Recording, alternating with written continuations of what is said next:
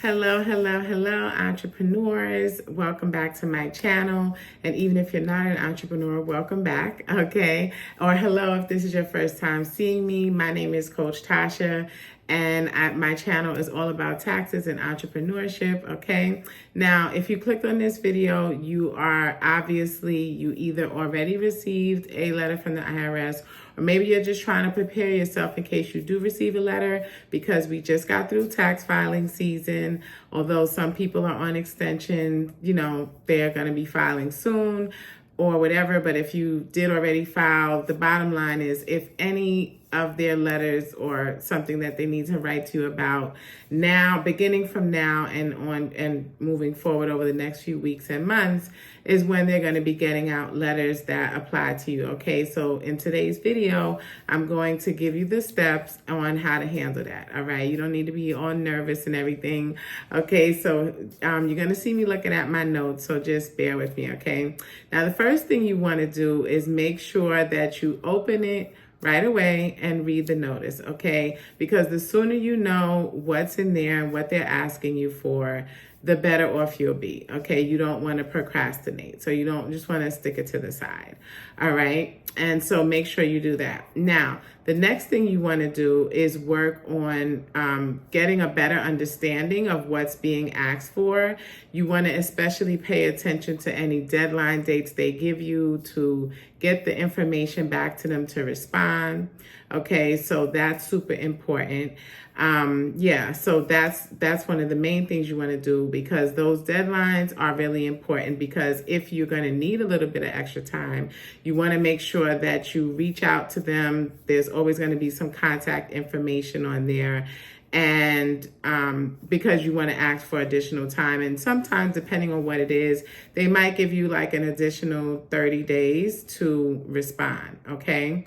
Also, what you want to make sure you do is to verify the notice, because there are a lot of scams that go around, and sometimes, there's fake letters that will come out to you, and they'll look like they're the real thing, but they're not. So you want to make sure that it is in fact from the IRS. It should have their letterhead on there and contact information and everything like that, okay? So you also want to make sure that it definitely is from the IRS and it's not a scam, all right?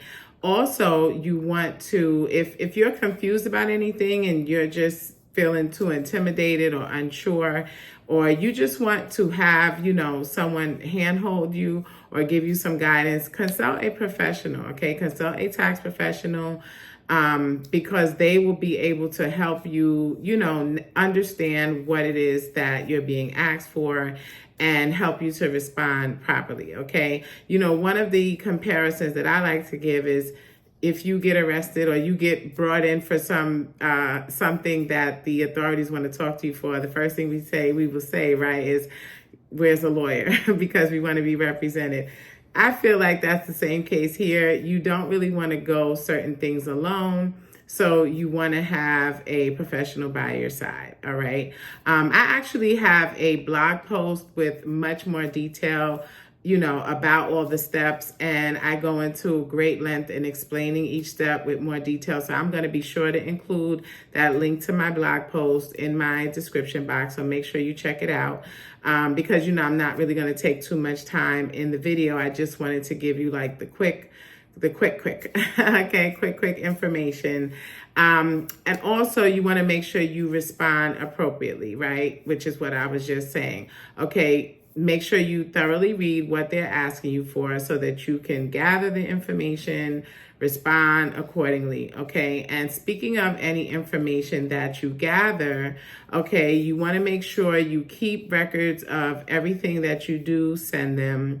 Also, make sure you keep a copy of the letter that they sent, because usually they want you to send, a lot of times they want you to send back the letter with your response. So make sure you keep a copy, okay? And when you send these things out, make sure you do it I highly recommend that you send it by certified mail return receipt, okay? Because this way you'll get a tracking number and you'll be able to find out when they got it, so that you can kind of use your own measuring stick on, about how long they should take to respond to you. But at that point, it just becomes a waiting game, right? Once you send out what it is that they're asking you for. Now, the one of the things you definitely don't want to do is to neglect and avoid,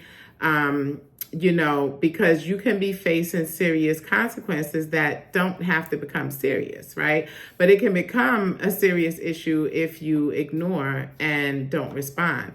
That's one main reason why you always want to make sure that they have your most recent address, even if you move throughout the year and maybe the last address that you filed your return with, now you move, so now that address is no longer valid. They do have a change of address form on their website. Okay, now I do know they're trying to make changes. Their goal is to be able to have certain general things like that to have on our IRS account, where we'll be able to update things right on the account. At the moment, I don't really know if they're quite there yet. I haven't actually logged into my account in a minute, so I'm not really 100% sure if that feature is already available. And if it is, comment below and let the community know. But what I'm saying is they are trying to do better with responding, with updating information and things like that in our IRS account. And hopefully you have an IRS account. If you don't, make sure you set one up. And I'll link a video I have on my channel that shows you how to set up your IRS account. Okay, so that's one of the main things you want to do. Also, what I'm going to leave in my description box, well, you'll find it on my blog actually, but it's a resource to find out what kind of letter you were sent, and it kind of helps you understand what it's saying. Okay, it's a resource on their website. Okay, so you want to make sure you do all of that. Now, that's pretty much it for my steps. Before I go, I want to let you know that actually, make sure you check out my new book on Amazon. Okay, if you are someone who gets paid under a 1099 NEC as an independent contractor, okay, my book is really going to help give you all the information you need to know on how to navigate that, even when it comes to tax planning, how to manage your money because it's irregular income. It just gives you a whole lot of information that you need to know. So many people are being paid by this because more and more people are becoming independent contractors, even like real estate agents.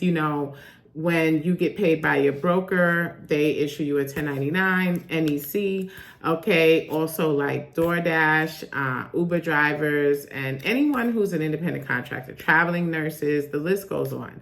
Okay, you really, it's so much that, one of those things that I say is that sometimes there's information that you don't know, what you don't know, okay? You'll even find some of that in here as well, okay? So I'm gonna leave the link in my description box for my new book, and I'm gonna be writing many more helpful books to help you all out, okay? And so I hope you found this helpful, and make sure you share it with a friend. And until next time, I will see you at the corner of success. Take care.